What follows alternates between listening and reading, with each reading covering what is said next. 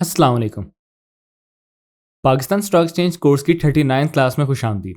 Guys, आज की video में मैं आपको बताऊंगा पे आउट रेशो और फ्लो बैक रेशो किसको कहते हैं।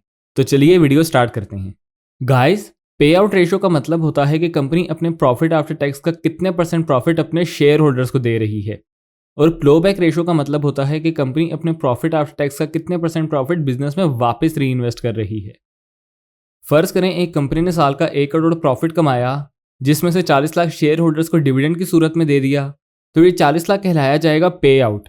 और बाकी का 60 लाख बिजनेस में ही वापस री इन्वेस्ट कर दिया, तो ये 60 लाख कहलाया जाएगा फ्लो बैक।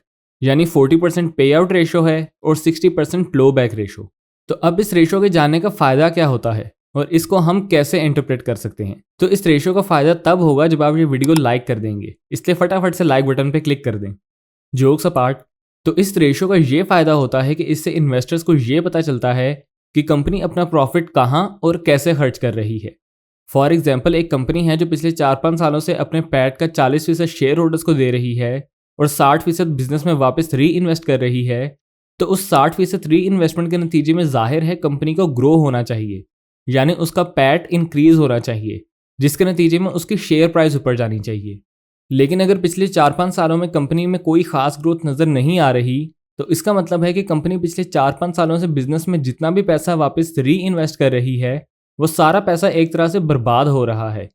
अगर पिछले 4-5 सालों से कंपनी का पैट नहीं बढ़ रहा, तो इसका मतलब है कि 60% फ्लो बैक का कंपनी को और शेयर होल्डर्स को कोई फायदा नहीं हो रहा। यानी कंपनी की मैनेजमेंट को समझ ही नहीं आ रही कि पैसा बिजनेस में कहाँ और कैसे खर्च करना है। जिसका मतलब है कि इस कंपनी का शेयर बेचने में ही भलाई है, क्योंकि यहाँ आपका पैसा ग्रो नहीं होगा। और वो इसलिए ग्रो नहीं होगा क्योंकि जब कंपनी में कोई खास ग्रोथ नज़र ही नहीं आ रही, तो सारे इन्वेस्टर अपने शेयर बेचना शुरू कर देंगे और कोई और अच्छी अपॉर्चुनिटी की तलाश में निकल जाएंगे।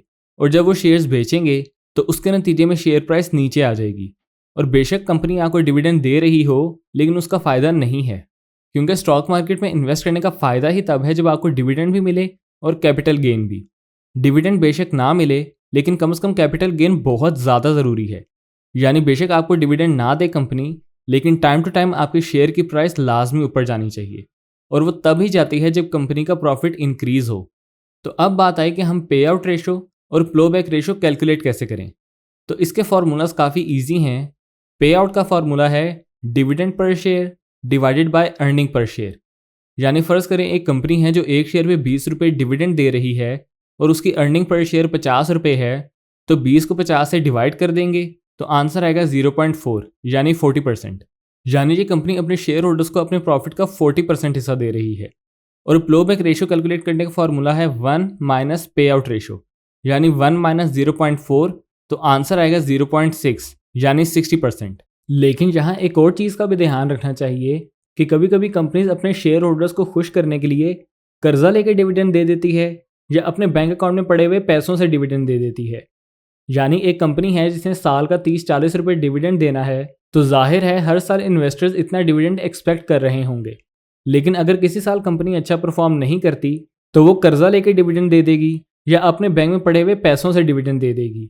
मसलन एक कंपनी है जिसने एक शेयर पे 40 रुपये डिविडेंड दिया है, लेकिन उस साल उसकी अर्निंग पर शेयर ही 25 रुपये है, तो ये पे आउट रेशो निकल के आएगी 160%। यानी ये कंपनी अपनी अर्निंग्स का 160% शेयर होल्डर्स को दे रही है। तो जब कंपनी ने एक शेयर पे कमाए ही 25 रुपये हैं, तो उसने 40 रुपये पर शेयर डिविडेंड कैसे दे दिया। जाहिर है उस कंपनी ने कर्जा लेकर डिविडेंड दिया है या अपने बैंक में पड़े हुए पैसों से डिविडेंड दिया है, और शेयर होल्डर्स खुश हो जाते हैं कि कंपनी प्रॉफिट में गई है। हालांकि ऐसा नहीं है। मिसाल के तौर पर सन 2016 में यूनिलीवर ने अपनी अर्निंग्स का 178% पे आउट किया था।